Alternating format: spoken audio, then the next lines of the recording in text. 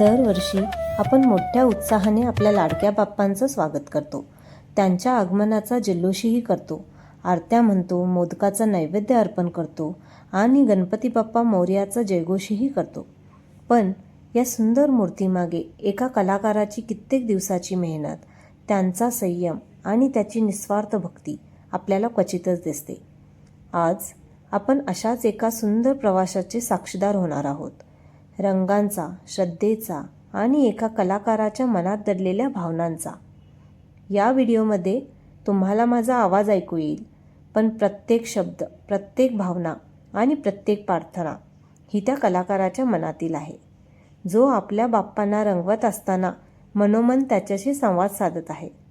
चला, या भक्तिमय प्रवासाची सुरुवात करूया.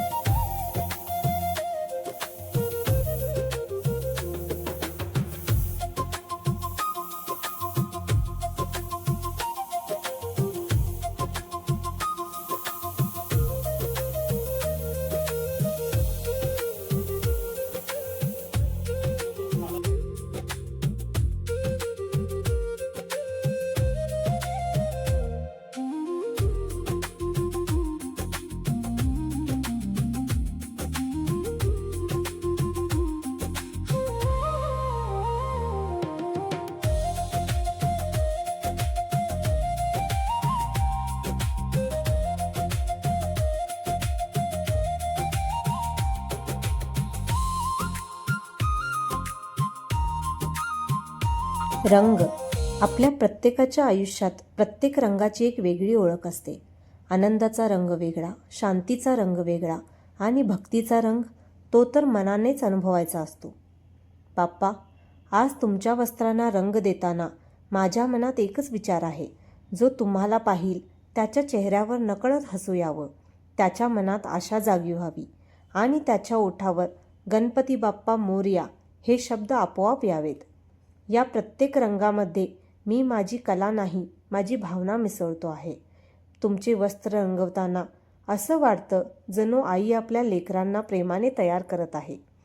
प्रत्येक घडी, प्रत्येक किनार, प्रत्येक छोटासा भाग सारख्याच प्रेमाने, सारख्याच संयमाने. कारण तुमच्यासाठी चालेल असं काहीच नसतं.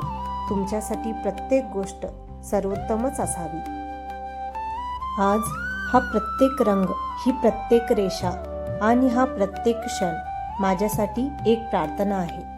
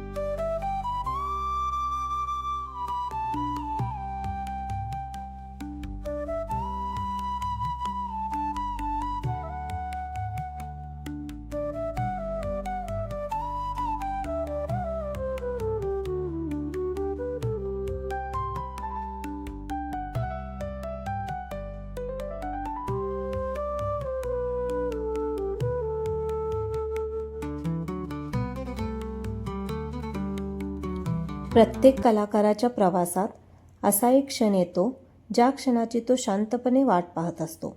तो क्षण म्हणजे बाप्पांच्या मुखावर भाव उमटवण्याचा. आतापर्यंत रंग होते, रेषा होत्या, आकार होता, पण आता प्रत्येक स्पर्श अधिक जपून करायचा आहे, कारण चेहरा हा फक्त मूर्तीचा भाग नसतो, तो भावनेचा आरसाही असतो. ब्रश हातात असतो, पण मन मात्र पूर्णपणे एकाग्र झालेलं असतं. एक छोटीशी रेषा, थोडासा रंग आणि खूप मोठा विश्वास. आता तो क्षण बाप्पांच्या डोळ्यांचा.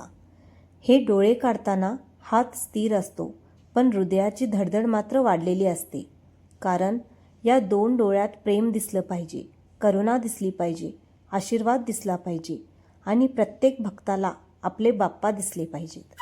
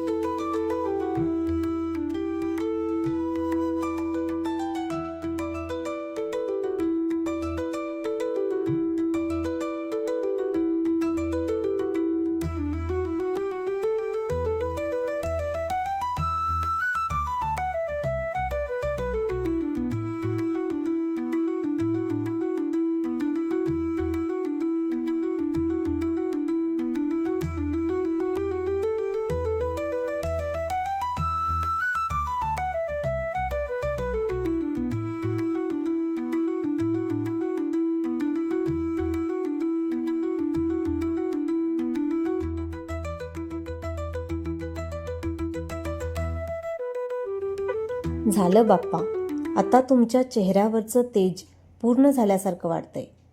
या डोळ्यांकडे पाहताना मला प्रत्येक वेळी एकच गोष्ट जाणवते. तुम्ही बोलत नाही, पण खूप काही सांगून जाता.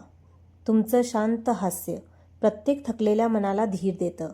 तुमची प्रेमळ नजर प्रत्येक भक्ताला आपलेपणाची जाणीव करून देते. कदाचित म्हणूनच प्रत्येक कलाकार सर्वात जास्त वेळ तुमच्या डोळ्यावर खर्च करतो. ब्रशचा प्रत्येक स्पर्श मनातल्या प्रत्येक प्रार्थनेसोबत जोडला जातो आणि जेव्हा बाप्पांच्या सोंडेवर रंग चढू लागतो, तेव्हा जाणवतं, ही कला नाही, ही सेवा आहे. हे चित्र नाही, ही श्रद्धा आहे. आणि हा रंग नाही, ही भक्ती आहे.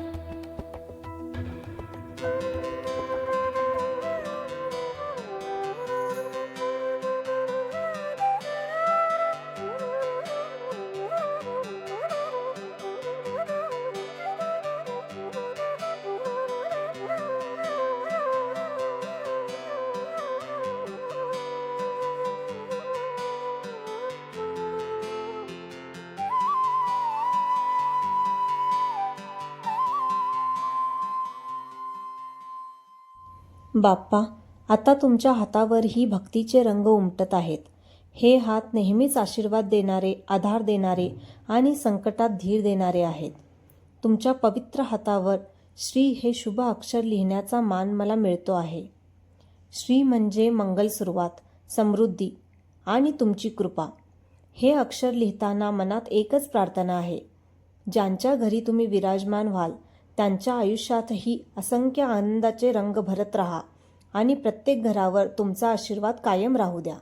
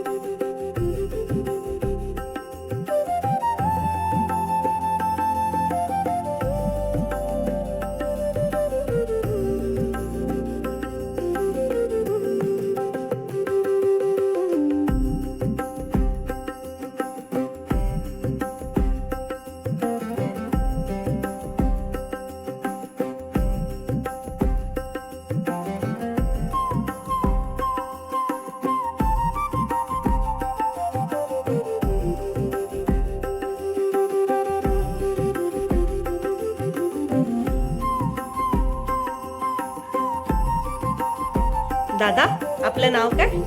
बाळासाहेब पाटील. किती वर्ष झालं आपण हे पेंटिंगचं काम करता? पेंटिंगचं काम तसं मी 25-30 वर्ष करतोय. ओके. पण स्वतःच असं स्टॉल, आपलं वर्कशॉप हे गणपतीचं आता एक 4-5 वर्षापासून 5-6 वर्ष होते. ओके. गणपती पेंटिंग हे गेले 25-30 वर्ष करतोय. ओके. आणि एक मूर्ती बनवायला आपल्याला किती वेळ लागतो?